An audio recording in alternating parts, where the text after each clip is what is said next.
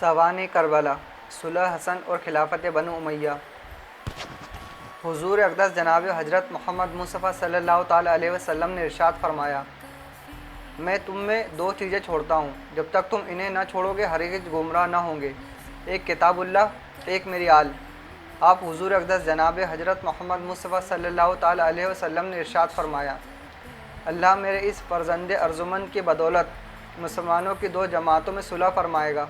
لوگوں نے حضرت امام حسن رضی اللہ تعالیٰ عنہ کے ہاتھ میں بیعت لینی شروع کر دی۔ آپ نے فرمایا، میرے کہنے پر عمل کرنا، جس سے میں لڑوں تم بھی لڑنا، اور جس سے میں صلح کروں تم بھی اس سے صلح کرنا۔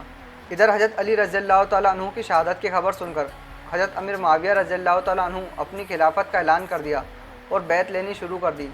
اس کے بعد آپ دمشق سے کوفہ کی طرف روانہ ہوئے اور آپ نے حضرت امام حسن رضی اللہ تعالیٰ عنہ کو پیغام بھیجا، صلح لڑائی سے بہتر ہے اور مناسب یہی ہے کہ آپ مجھے خلیفہ مان کر بیعت کر لیں۔ آپ نے خلافت سونپ دی کہ مسلمانوں کے خون خرابے سے بچا جائے۔ سبھی نے آپ کے اس فیصلے کی مخالفت کی، مگر آپ نے تسلیم نہ کی اور صلح کر لی۔ آپ کی خلافت 6 ماہ تھی۔ ابن سعد نے عمران ابن عبداللہ ابن طلحہ سے روایت کی، کسی نے حضرت امام حسن رضی اللہ تعالیٰ عنہ کو خواب میں دیکھا کہ آپ کے دونوں چشمے کے درمیان قل هو اللہ احد لکھی ہوئی دیکھی۔ آپ کے اہل بیت اس سے بہت خوش ہوئے، لیکن یہ خواب حضرت سعید بن مسیب رضی اللہ تعالیٰ عنہ کے سامنے بیان کیا گیا تو آپ نے فرمایا کہ حضرت امام حسن رضی اللہ تعالیٰ عنہ کی عمر کے چند روز رہ گئے ہیں، بہت قریب زمانے میں آپ کو زہر دیا گیا۔ زہر کے اثر سے اسہال کبیدی لاحق ہوا اور ہاتھوں کے ٹکڑے کٹ کٹ کر اسہال میں خارج ہوئے۔ 40 روز آپ اسی تکلیف میں رہے۔ قریب وفات حضرت امام حسین رضی اللہ تعالیٰ عنہ نے آپ سے پوچھا کہ زہر کس نے دیا؟ تو آپ نے فرمایا، تم اسے قتل کرو گے؟ عرض کیا، بے شک۔ آپ نے فرمایا، میرا گمان جس کی طرف ہے در حقیقی وہی قاتل ہے، تو اللہ تعالیٰ منتقم حقیقی ہے اور اس کی گرفت وہ سخت ہے۔ اگر وہ نہیں ہے تو میں نہیں چاہتا کہ میرے سبب کوئی بے گناہ مبتلا مصیبت ہو۔ مجھے اس سے پہلے بھی کئی مرتبہ زہر دیا گیا ہے، لیکن اس مرتبہ اس کا زہر سب سے تیز ہے۔ امام حسن رضی اللہ تعالیٰ عنہ کی وفات کے بعد حضرت امام حسین رضی اللہ تعالیٰ عنہ نے حسب وصیت حضرت عائشہ صدیقہ رضی اللہ تعالیٰ عنہ سے درخواست کی۔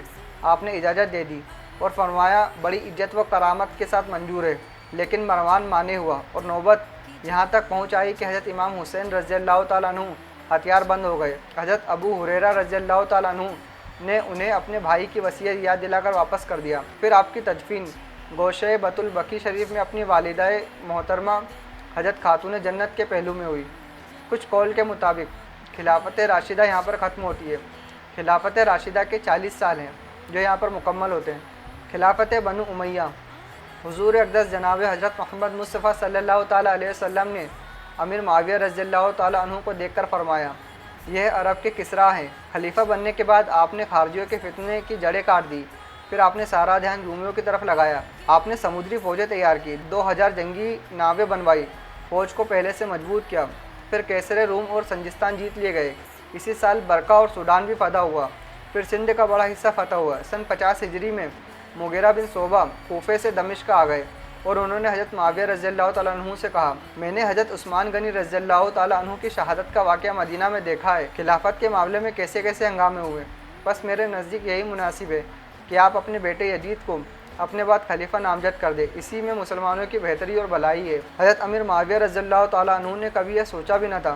آپ نے تعجب سے پوچھا، کیا یہ ممکن ہے کہ لوگ میرے بیٹے کی خلافت کے لیے بیعت کر لیں؟ مغیرہ بولے، بات بڑی آسان ہے، کوفے والوں کو میں تیار کر لوں گا، بصرہ والوں کو زیاد بن سفیان، مکہ اور مدینہ کو مروان بن حکم۔ یزید کی بیعت کو لوگوں نے لالچ اور دباؤ میں تسلیم کیا، مخالفت صرف مکہ اور مدینہ کے بزرگوں نے کی۔ آخری وقت میں جب حضرت امیر معاویہ رضی اللہ تعالیٰ عنہ نے یزید کو وصیت کے لیے بلایا اور کہا، میرے کچھ سوال کے جواب دے، میرے بعد مسلمانوں سے کیسا سلوک کرے گا؟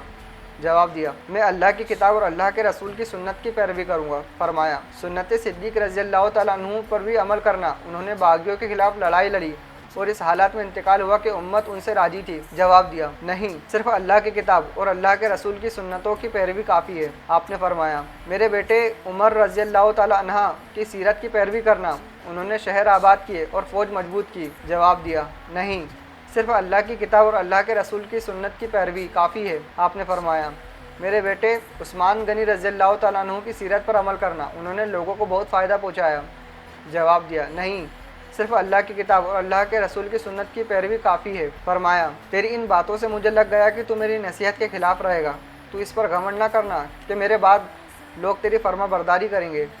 عبداللہ بن عمر رضی اللہ تعالیٰ عنہ کی اور سے تو زیادہ اندیشہ نہیں ہے، پر لوگ امام حسین رضی اللہ تعالیٰ عنہ کو ضرور تیرے مقابلے کے لیے لے کر آئیں گے۔